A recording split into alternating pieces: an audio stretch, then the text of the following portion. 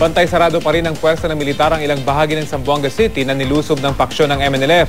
May ulat on the spot si Jiggy Manica. Jiggy? Rafi, sa pinakahuling impormasyon na natanggap ng Archdiocese ng Zamboanga ay nasa ligtas namang kalagayan si Father Michael Ufana, Assistant Parish Priest ng St. Joseph Parish dito sa Zamboanga City.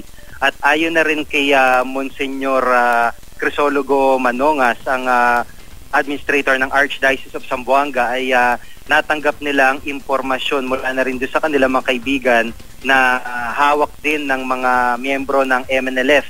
Kasama ni Father Ufana ngayon ang kanyang ama, at sa impormasyon pa rin na nakalap ni Father Manongas ay pusang pinalaya ng mga rebelde itong kanyang ina na may sakit, habang nakatakas naman yung kapatid ni Father na isang lalaki at yung kanilang helper.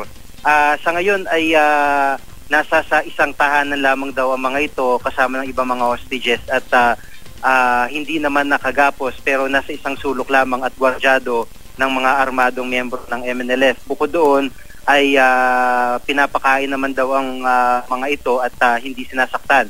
Pero isa sa mga pinoproblema ngayon ng grupo ni Monsignor Manongas ay itong si Father Ufana ay diabetic at dependent na rin siya sa insulin, kaya sa mga nakalipas na araw ay hindi na ito nakakapag-inject ng kanyang insulin, kaya kung magtatagal daw ay baka ito ang maging problema sa kalusugan ng bihag na pari.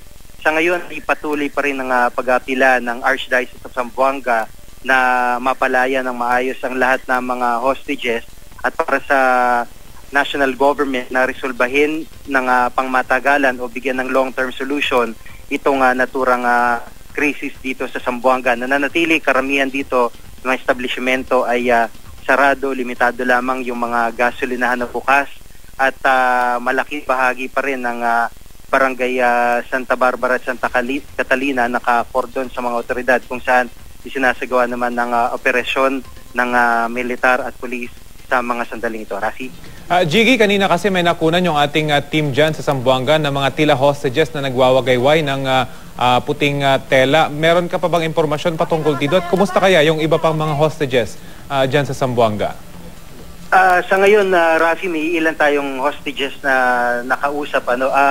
Yung nakausap natin kanina ay nakatakas sa pamamagitan ng pagdaan sa sirang kisame ng kanilang bahay, at sa kwento nila ay nasa sa 100 armadong kalalakihan pa rin daw yung kanila nakita sa may barangay Santa Barbara partikular, at tataas na kalibre ng baril ang dala-dala ng mga ito. Yung isa sa description na kanilang nabanggit ay yung mga klase ng bala na kanila nakita, para mga ang tawag ay banana tie, para nakabaluktot na mga lalagyan ng bala ng mga baril, bukod pa din sa mga sniper rifle at mga parang bazooka, yung mga tawag nila, o mga siguro RPG yon, na dala-dala nito mga armadong kalalakihan. At yung movement ng mga residente ay limitado rin lang. So hanggat nagkakaroon sila ng pagkakataon, yung iba ay nakakatakas, at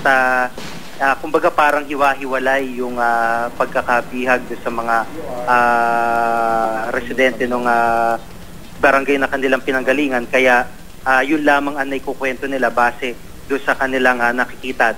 Gaya nga nabanggit ni Ian kanina, ay may isang grupo ng mga residente na nagwagayway ng mga puting bandila, at yun din ang ginagamit, itong mga puting tela na ito, tuwalya, ang ginagamit din ng mga ambulansyang pumapasok, dahil ambulansya lamang nagkakaroon ng pagkakataon na makapasok sa area para maglabas kung sino man ang sugatan o may sakit. At maliban doon ay yun lamang ang pinapayagan na makapasok sa ngayon. Kahit yung Commission Human Rights kahapon sinubukan pumasok, pero hindi sila pinayagan ng mga miyembro ng MNLF. Rafi? Okay, maraming salamat, Jiggy Manica, at mag-ingat kayo dyan.